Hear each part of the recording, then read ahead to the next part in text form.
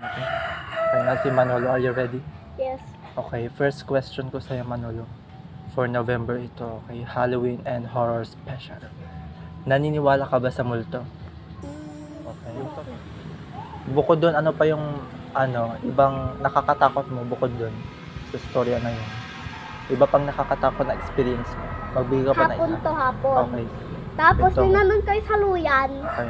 magpipicture-picture, Okay. may naramdaman ako. Kasi naguli ako ng andirit nun.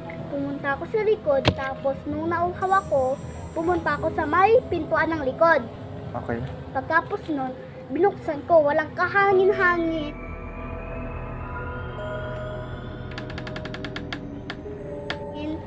Biglang, binuksan ko. Ginanon ko parang may nagtulak Saan? sa likod ng pintuan. Okay. Nakaganon. Tapos yung binuksan ko, tapos mama ko, nagugas ng pinggan. Busy siya. Tapos yung binuksan ko, kasi naiinom ako. Tapos biglang nagsarado agad. Nang walang tao. So, anong naramdaman mo? Tapos, sinabi ko kay mama ko, Mama, may umano sa may pintuan. Tapos sabi naman niya, may nagbabantay na baka.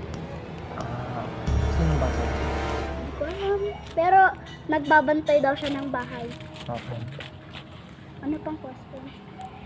Oh, so, in short, naniniwala ka talaga na may multo. Okay. Cut mo na natin.